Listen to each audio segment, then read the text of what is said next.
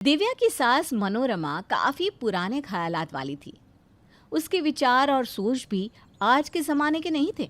इसलिए दिव्या को हमेशा अपनी सास के नियमों के अनुसार ही काम करना पड़ता था। दिव्या ज्यादा कुछ बोल भी नहीं सकती थी क्योंकि विकास पिछले 6 महीनों से अपने नए बिजनेस के चक्कर में बैंगलोर रह रहे थे। सुबह सुबह सास झूले पर बैठकर माला जप रही थी, तभी बहू कमरे से आती है। अब आ रही है बहू तू? हैं? वक्त का कोई ख्याल ही नहीं है तुझे। 7:30 बज रहे हैं। माँ जी, आपको पता है ना, मेरा 7वां महीना चल रहा है। ऐसे में मेरी आंख जल्दी नहीं खुल पाती। तू तो ऐसे कह रही है जैसे सिर्फ तू ही है जो पहली बार माँ बनने वाली है। हमारे ज़माने में हम बच्चे भी पालते थे, घर का सारा काम भी करते थे और तो और खेत का काम भी करते थे।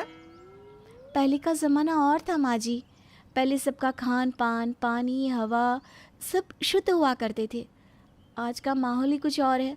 सब्जियाँ, फल आदि सब में मिलावट है। प्रदूषण से कई सारी बीमारियाँ हैं। महिलाओं के शरीर भी अब पहले जैसे नहीं रहे। बस बस बस, अब मुझे मत ज्ञान दे। इस हालत में जितना काम करेगी उतना अच्छा है। चल अब मेरे लिए चाय बना दे और काम पर लग जा।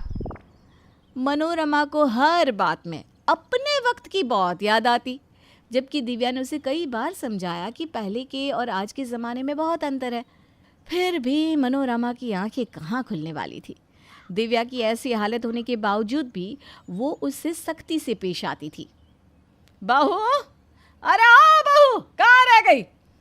जी जी माँ जी, कहिए। ये विकास ने तेरे लिए पार्सल भेजा है, देख क्या है इसमें। माँ जी, इसमें मेरी दवाइयाँ हैं जो डॉक्टर ने लिखी हैं, इसीलिए उन्होंने मेरे लिए भिजवाई हैं। कैसी दवाइयाँ? तू तो बिल्कुल ठीक लग रही है। नहीं माँ जी, ये विटामिन, कैल्शियम, आयरन, इन सब की दवाइयाँ हैं जो गर्भावस्था में लेनी ज़रूरी होती है। ये सब चौंचले है बस। तुझे इन सब की कोई ज़रूरत नहीं है। तू तो बस अच्छे से खा पी, दूध पी। इन सब से ही बच्चा स्वस्थ रहता है। इन सब दवाइयों से विकास का कितना खर्चा हुआ होगा। आजकल की लड़कियां बस कुछ सोचती ही नहीं। हल्का सा कुछ हुआ नहीं और पति को फ़ोन लगा दिया। माँ जी, ये ज़रूरी दवाइयाँ हैं, इससे गर्भावस्था में ताकत मिलती है। अब तू ना मुझे मत सिखा। हम तो बिना कोई दवाई लिए ही 3-4 बच्चे पैदा कर लेते थे। अब कैसे समझाऊँ आपको? कुछ समझाने की ज़रूरत नहीं है। चल अब पोछा लगाकर खाना बना ले। मनोरमा दिव्या की हर बात में कुछ न कुछ नुक्स निकाल ही लेती थी। ये सिलसिला चल ही रहा था कि दिव्या की ननद ज्योति उनके घर रहने आ जाती है। क्या बात है ज्योति, सुबह से उल्टी बंद नहीं हो रही तेरी। तेरी तबीयत ठीक तो है ना बेटा? हाँ माँ, सब ठीक है। मैं तुम्हें यही बताने तो यहाँ आई थी कि मैं भी माँ बनने वाली हूँ। अरे ये तो बहुत खुशी की बात है दीदी, बधाई हो। थैंक यू भाभी। अरे तूने पहले क्यों नहीं बताई ये बात?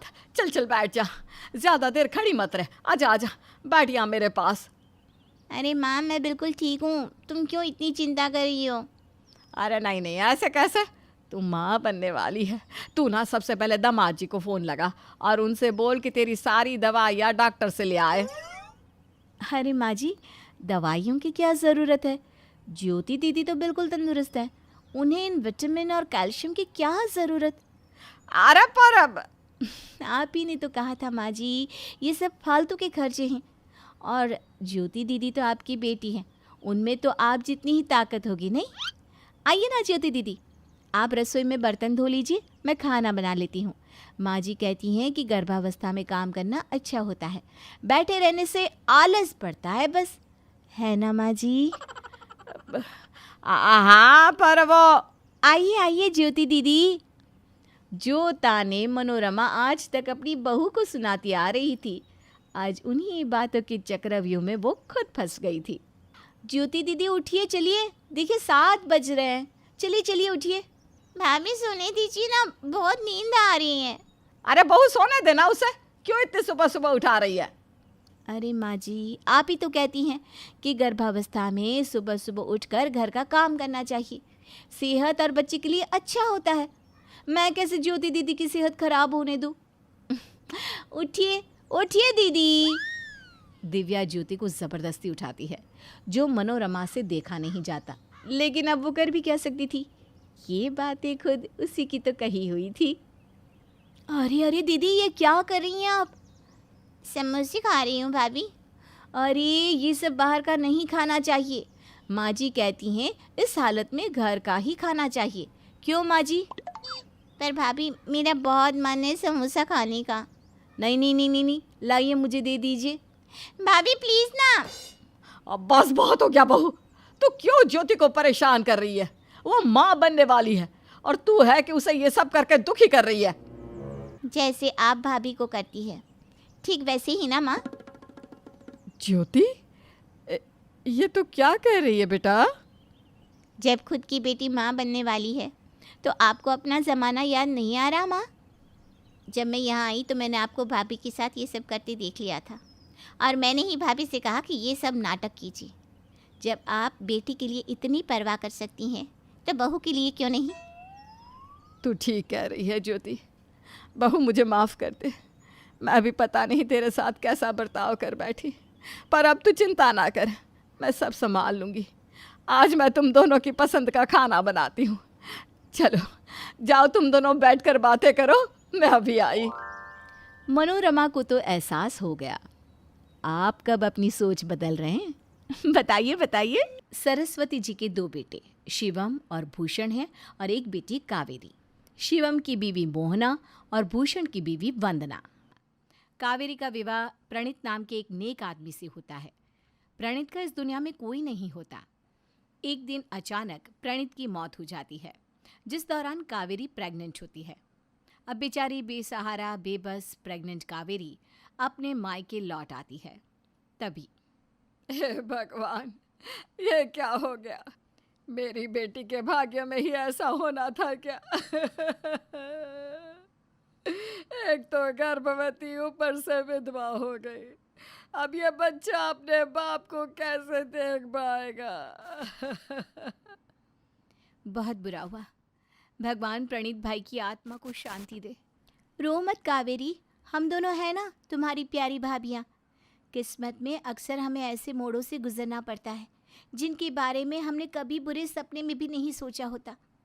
हाँ कावेरी, इस मोड़ से भी गुजर जाएंगे हम। अब जो जा चुका है उसे वापस थोड़ी ना ला पाएंगे। लेकिन भैया, मेरी गृहस्थी उजड़ गई, मेरा सुहाग मुझसे कोसों दूर चला गया, इतनी दूर कि अब मैं चाह कर भी उसे वापस नहीं पा सकती। अब जब ये नन्ही जान इस दुनिया में आएगी तो ये किसे अपना पिता कहेगी? बोलिए ना भैया। कावेरी बिटिया, संभालो अपने आप को। कावेरी, वक्त के साथ सब ठीक हो जाएगा, हिम्मत रखो। कावेरी रात भर सो नहीं पाती और कई दिनों तक वो रोती ही रहती है। उससे उसका मंगलसूत्र, चूड़ियाँ, झुमके, पायल सब छीन लिया जाता है और वो सफ़ेद साड़ी में ही रहने लगती है। 1 हफ्ता गुजर जाता है। कावेरी को यूं दिन रात रोते देख उसकी दोनों भाभियाँ और भाई। कावेरी, बस हो गया अब।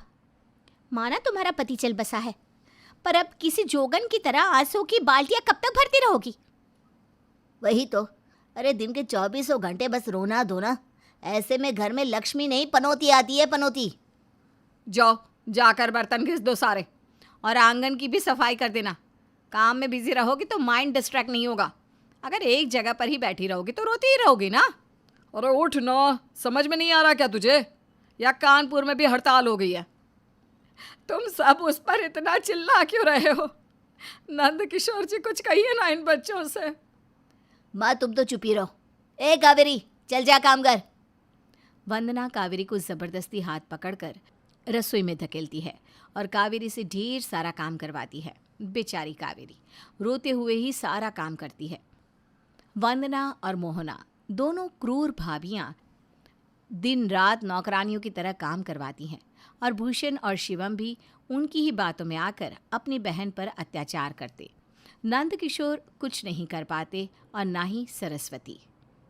माँ मेरे हाथ में कांच चुभ गई है, मुझे बहुत दर्द हो रहा है। बस बेटा रो मत, मैं तुझे अभी ये दवा लगा देती हूँ, दर्द कम हो जाएगा। हाँ बच्ची। ओ महारानी, ज़्यादा ड्रामा मत किया कर, समझी? चल, आज तुझे अपने हाथों से सबके कपड़े धोने हैं और तीनों टाइम का खाना भी पकाना है। और आज मालपुए भी बनेंगे। चल उठ। मोहना बहू, अपने हाथ में रहो। भूलो मत, यह इस घर की बेटी है। तुमसे ज़्यादा हक है इसका इस घर की हर चीज़ों पर। वाकई में आपकी याददाश्त ना उम्र के साथ ढलती ही जा रही है। अरे भूल गई क्या? ये सारी जायदाद हमारे नाम पर है। आपने और पापा जी ने अपने शुभ हाथों से ही तो साइन किए थे उन प्रॉपर्टी के पेपर्स पर। और उस वक्त आपने अपनी बेटी के नाम पर जायदाद का आधे से भी कम हिस्सा रखा था, है ना? बेटियां शादी के बाद पराई हो जाती हैं और अब इस कावेरी का इस घर में कुछ नहीं बचा, ना कोई हक ना अधिकार। बहू, तुम सब ये कैसी बातें कर रही हो? ओ पापा जी, आप तो ना चुप ही रहो, अपना मुंह बंद रखो। आए मैडम, चल, तुझे हम दोनों की साड़ियाँ इस्त्री भी करनी है। कल हम दोनों को पड़ोस की शादी में भी जाना है। ठीक है। और आप दोनों प्रिय माननीय माँ जी, पापा जी, अगर आप दोनों ने और एक बार अपनी ज़ुबान चलाई ना या अपनी बेटी की साइड लेके कुछ भी कहा तो फिर 1 मिनट के अंदर आप दोनों को वृद्धाश्रम में भेज देंगे हम, याद रखिएगा। बेचारे सरस्वती और नंदकिशोर अपनी बेटी कावेरी पर अत्याचार होते देखकर कुछ भी नहीं कर पाते। खाने में मेज पर भी जहाँ सभी इकट्ठा होकर बैठते हैं, वहीं कावेरी जब बैठने जाती है तो, आ राजकुमारी जी, कहाँ बैठने चली? हाँ, जाओ, जाकर हम सबके लिए सलाद काटो और पापड़ तल कर ले आओ, जल्दी करो। हाँ, ये बड़ी साथ में बैठेगी। खाने दो ना उसे मोहना बहू, सुबह से सिर्फ काम ही कर रही है, ऊपर से गर्भवती है। फल फूल ना सही, कम से कम 2 वक्त का खाना तो खाने दो उसे। भूषण बेटा, शिवम बेटा, तुम दोनों तो कुछ बोलो अपनी बीवियों को। भूल गए क्या अपनी बहन को? वही बहन जिसने हमेशा हर साल तुम दोनों की कलाई पर राखी बांधी है, छोटी होकर भी इतनी देखभाल की है तुम दोनों की। बस बस, ज़्यादा चने के झाड़ पर मत चढ़िए पापा जी। ये इस घर में रह रही है, इसके सर पर एक छत है ना, वही इसके लिए बहुत है। इसी को हमारी मेहरबानी समझो। इससे ज़्यादा हम और कुछ कर भी नहीं सकते इसके लिए। और हम आप दोनों को भी बोल देते हैं, जिसको इस घर में रहना है रहे और जिसको जाना है जाए। प्रेग्नेंट होते हुए भी कावेरी पूरे घर का काम करती, ज़रा भी आराम ना करती। उसे चक्कर आते, बुखार आता, कई बार तबीयत खराब होती, लेकिन फिर भी वंदना और मोहना उस पर अत्याचार करते ही रहते। एक दिन सरस्वती और नंदकिशोर चुपके से कावेरी के पास आते हैं। माँ, पापा, आप दोनों। कावेरी बिटिया, तुम चली जाओ यहाँ से, भाग जाओ। वो हमारे गली के बाहर जो मंदिर है ना, वहाँ गरीब और बेसहारा लोगों की मदद करते हैं। उनसे कह के तुझे हम किसी और शहर भेज देंगे बेटा। आओ बेटा, यूं घुट घुट कर तिल तिल कर जीने से अच्छा है कि एक बार की ही उड़ान ले लो। लेकिन मैं अकेली नहीं जी पाऊंगी माँ, पापा, भैया, भाभी, ये चारों मिलकर आप लोगों पर भी वैसा ही अत्याचार करेंगे जैसा ये मेरे साथ करते हैं। नहीं, आप दोनों भी चलेंगे मेरे साथ। हम तीनों अपने जीवन की नई शुरुआत करेंगे। लेकिन कावेरी बिटिया, शायद कावेरी सही कह रही है सरस्वती। और फिर कावेरी, सरस्वती और नंदकिशोर तीनों भी रात में अपना सारा सामान लेकर वहाँ से चुपके से भाग जाते हैं और लखनऊ की बस लेकर लखनऊ चले जाते हैं। वहाँ जाकर तीनों एक छोटे से घर में रहते हैं। कावेरी घर बैठे सिलाई का काम करती और जो थोड़े बहुत पैसे आते उनसे वो लोग घर चला लेते।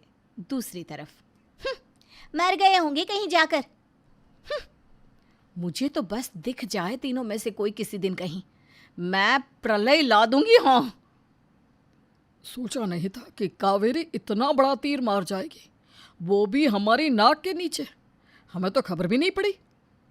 खैर, अब हमें उन तीनों से कोई वास्ता नहीं रहा। वो लोग जिए या मरे, उनकी किस्मत। और नहीं तो क्या। समय बीतता जाता है। कावेरी के 9 महीने पूरे हो जाते हैं और वो एक नन्हे से प्यारे से बेटे को जन्म देती है, जिसका नाम रखती है कुंदन। कावेरी अपनी टेलरिंग शॉप खोलकर पैसे कमाती और कुंदन, सरस्वती और नंद किशोर को संभालती। करम अपनी उल्टी दिशा फेरते हैं और एक रात अचानक से भूषण और शिवम की कार एक ट्रक से टकराती है और खाई में गिरकर उन दोनों की मृत्यु हो जाती है। अब बेसहारा मोहना और वंदना दोनों को भी अपने मायके लखनऊ के लिए निकलना पड़ता है, पर वहां जाने के बाद दोनों की भाभियां उन्हें घर पर रखने से इनकार कर देती है और वो दोनों यहाँ से वहां दर दर भटकने लगती हैं। मेरी भाभीियों ने तो मेरे ही मुंह पे दरवाज़ा बंद कर दिया। अब हम कहाँ जाएंगे वंदना? दोनों विधवा देवरानी जिठानी तपती धूप में चक्कर खाकर गिर जाती है और जब उन्हें होश आता है तब वो अपने आप को कावेरी के घर में पाती है। कावेरी, माँ जी, पापा जी, हम दोनों यहाँ कैसे? कावेरी उन्हें सब कुछ बताती है कि कैसे उन्हें सड़क पर बेहोश पड़ा देखा और फिर घर लाया गया। वंदना और मोहना दोनों को अपने किए कराए पर बहुत पछतावा महसूस होता है।